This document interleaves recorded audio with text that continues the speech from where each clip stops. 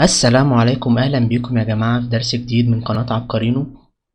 النهارده انا جايب لكم درس، يعني اغلبيه الناس بتدور عليه، ازاي ان انت تقدر تحقق ال 4000 ساعه مشاهده. انا هجيب لك من الاخر، والطريقه دي انا بستخدمها شخصيا. يعني انا دلوقتي دخلت في الشديد، كل الشغل اللي جاي باذن الله هيبقى شغل طحن، هيفيدكم كتير جدا جدا جدا. في البدايه بس نصلي على النبي، ويا ريت اللي لسه ما اشتركش في القناه يشترك ويفعل زر الجرس، ويا ريت متنسونوش من اللايك والدعم، عشان الحاجات دي بتحفزني ان انا اقدر انزل حاجات احسن، وحاجات انها تقدر تفيدكم اكتر. فيلا بينا هننزل دلوقتي، يلا بينا نبتدي الدرس. هتشوف انت المتصفح الكروم اللي عندك، تمام؟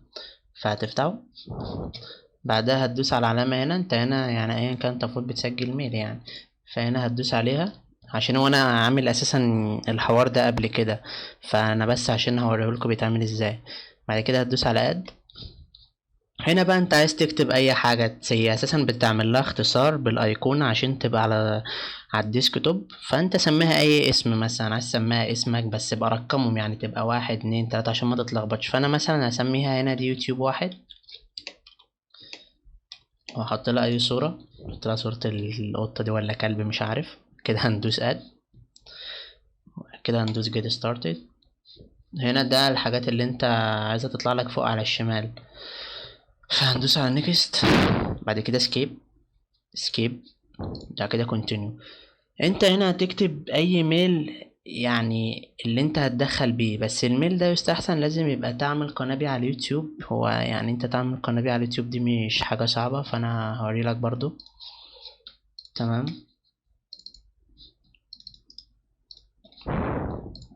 مثلا انا هخش الميل اهو، ده اول ميل، هكتب الباسورد، معلش بالعربي.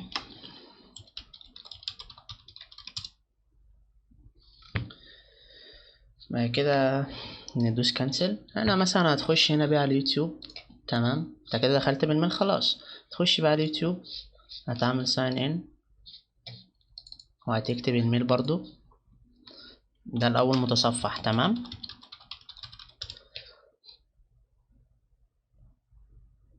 ثواني بس بيحمل. هو هنا ما عنديش قناة، هو يستحسن ان انت لما تيجي تعمل الموضوع ده هتعمل قناة، فدوس create channel. بعد كده تمام، خليها باسمك اي حاجة، يعني المهم انها تتعمل، بس دوس select، بعدها تدوس set up later. بس كده القناة اتعملت، مفيش اي مشكلة. تقوم راجع تاني على الصفحة الرئيسية، كده القناة اتعملت، تمام؟ قبل اي حاجة لازم تكون عامل بلاي ليست يعني بالفيديوهات اللي عندك كلها في القناة. مثلا الفيديوهات اللي عندك 5، اعمل قائمة تشغيل بالخمسة. عندك مثلا 10 فيديوهات، حط ال10 فيديوهات في قائمة التشغيل دي. انا اوريك دلوقتي ازاي انت بتعمل قائمة التشغيل دي. ثواني، خش على قناتي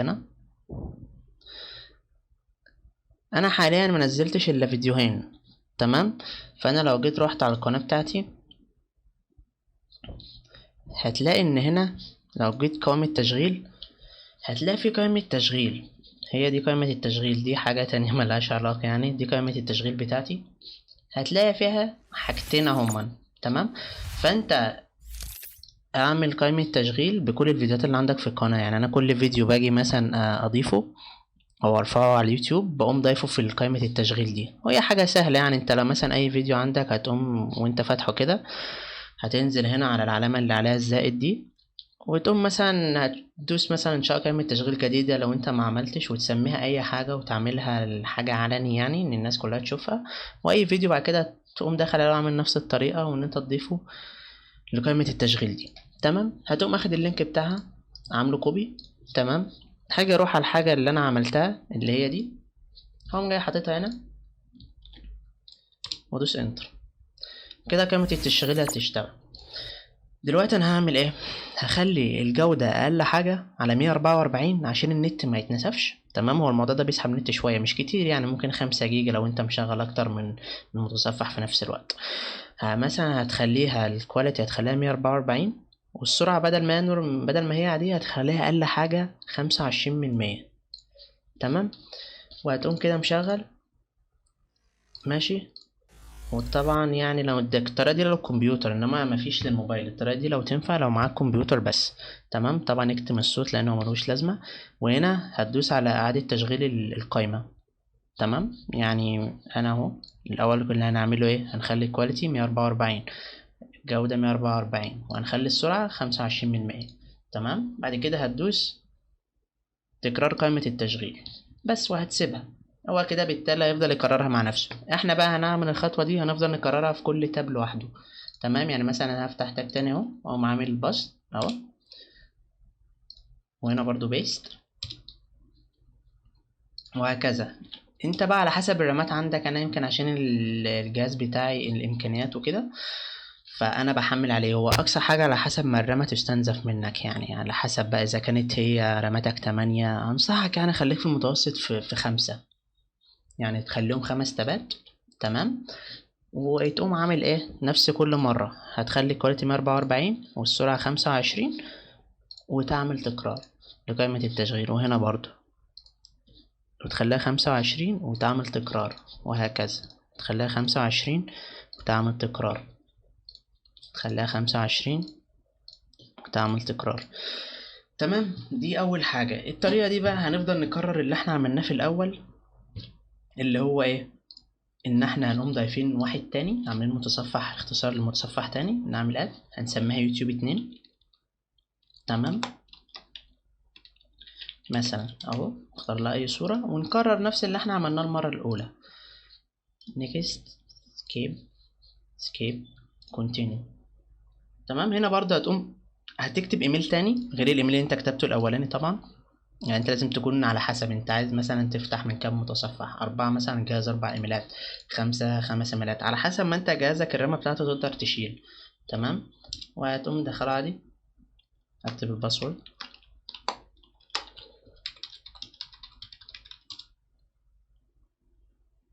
بس، وهنمشي نفس الخطوات. هتقوم داخل يوتيوب. تمام. لو يستحسن ان انت تعمل قناة. يعني هي القناة زي ما وريتك في الفيديو اصلا ما بتاخدش ثانية ان انت تعملها. اعملها باسمك باي حاجة. انت دوب بس هتدوس على انشاء قناة عندك عشان هي بالعربي، عشان انا عندي بالانجليش معلش.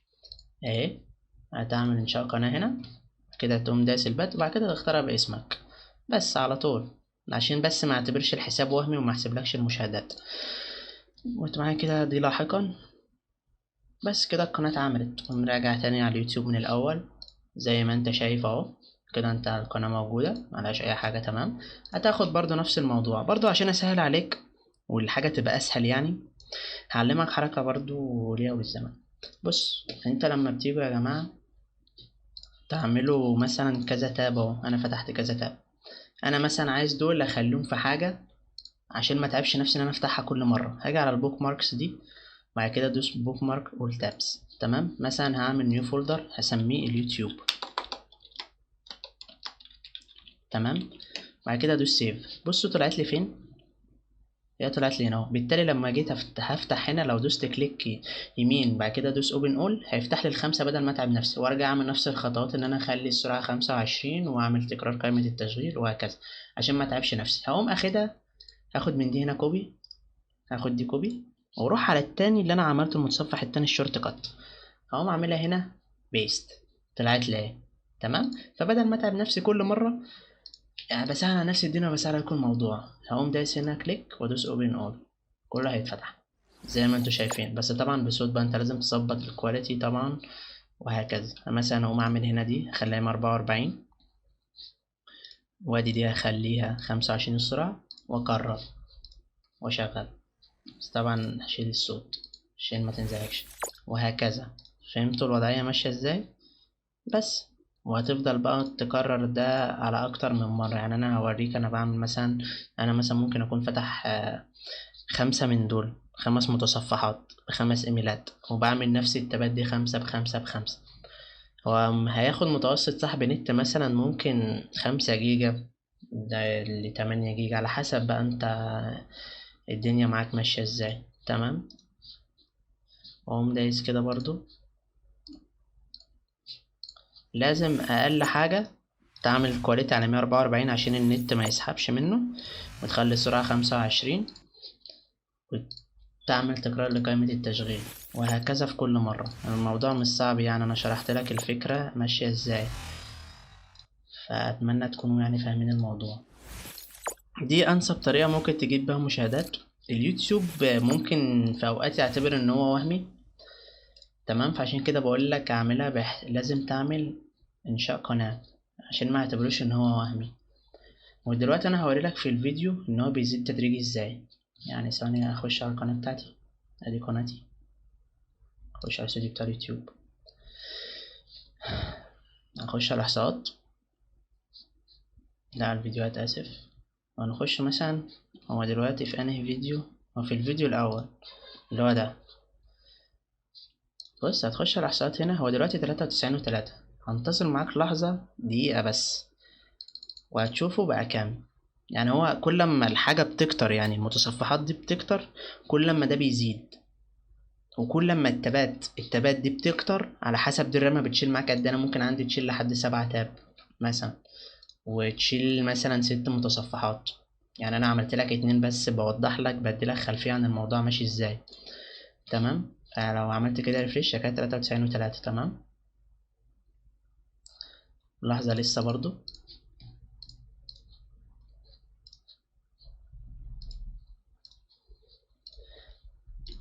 وبرضو انت بقى ايه، تفضل تكمل بقى على نفس هذا المنوال. تقوم جاي مثلا هنا، يعني وانا كل ده بكلمك في فيديو هوريك هي زادت قد ايه.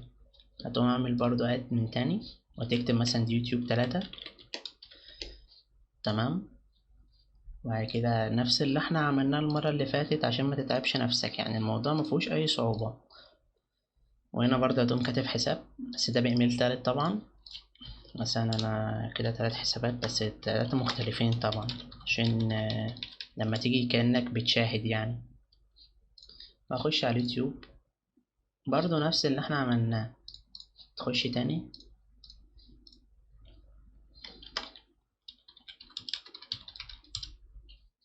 اسف،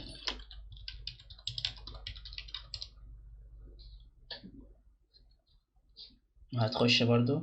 هي ده مع الايميل ده معمول له قناة جاهزة، فاقوم عامل هنا كده. هروح برضو اجيب من هنا دي كوبي، خدها كوبي، وده التالت واحد ده هعملها بيست،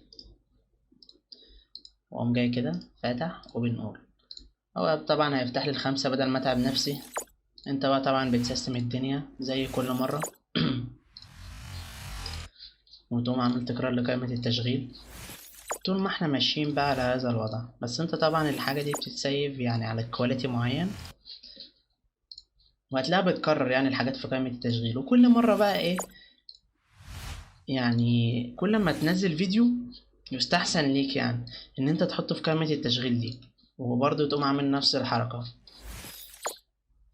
الحوار مش هياخد منك كتير يعني، وانا اعتقد سألت عليك ان انت بدل ما تقعد تعمل كوبي وبيست، ان انت تاخد الحاجة بتاعة اليوتيوب دي كوبي وتحطها تيبيكال زي ما هي. الموضوع ما فيهوش اي صعوبة خالص يعني، سهل. هي قدامك، انا كده بقول لك على الزتونة، يعني بقول لك على حاجة ممكن انت ما كنتش تعرفها، والموضوع هيبقى بالنسبة لك صعب.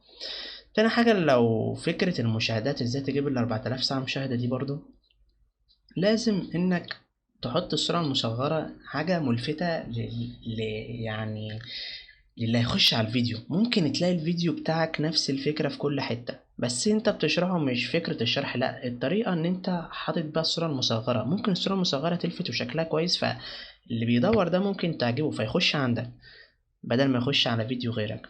دي اهم حاجة لازم تهتم بيها، الصورة المصغرة. وبرضه هنزل فيديو ازاي تقدر تعملها، يعني انا بفضل اعملها من فوتوشوب، بالنسبة لي احسن.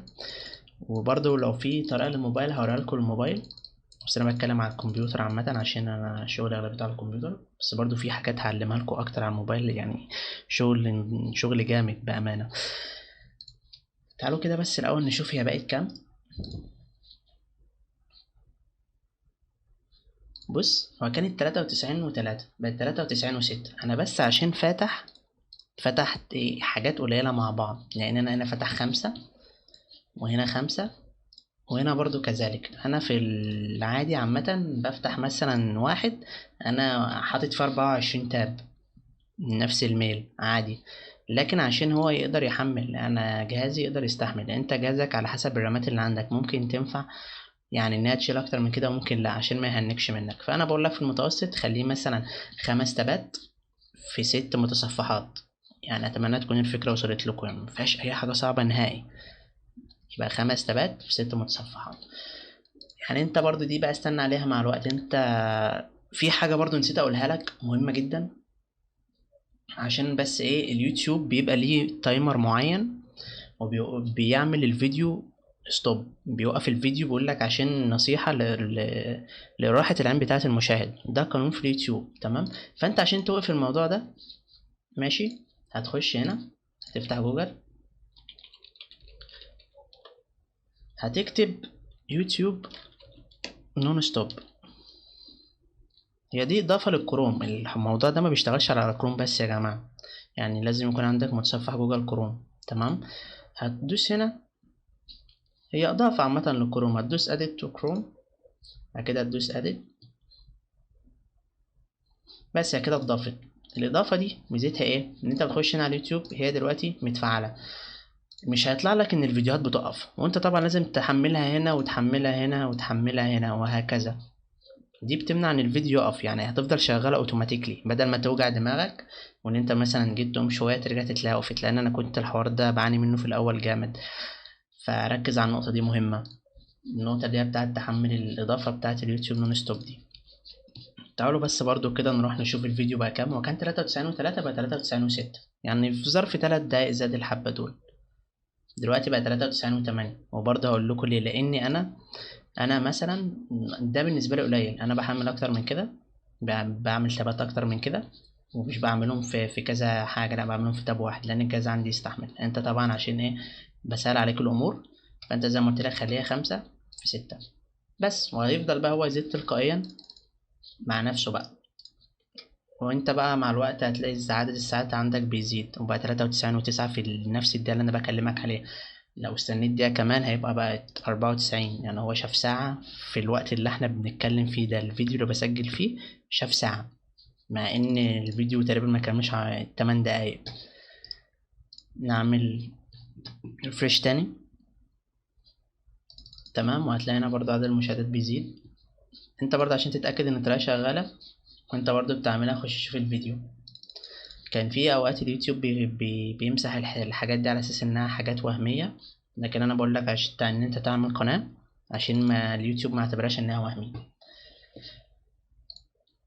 يا ريت يا جماعة، اتمنى ان انتوا يكون عجبكم الدرس بتاع النهاردة، وان شاء الله استنوني هقول لكم كام حاجة بخصوص برامج بقى تيوب ماين والشغل ده. الشغل ده اغلبيته فيك، فياريت محدش يعمله يعني، وانا برضو هشرح عن الموضوع ده. وبرضو حوارات التبادل او الجروبات والشغل ده، الحوارات دي برضو ممكن اليوتيوب يقفل لك القناة، برضو هشرح نقطة في الموضوع ده، بس ان شاء الله في اللي جاي احسن يعني. فاتمنى ان انتوا يكون عجبكم الدرس النهارده، وما تنسوش تدعموني باللايك والاشتراك وتفعيل زر الجرس، واشوفكم في درس جديد ان شاء الله.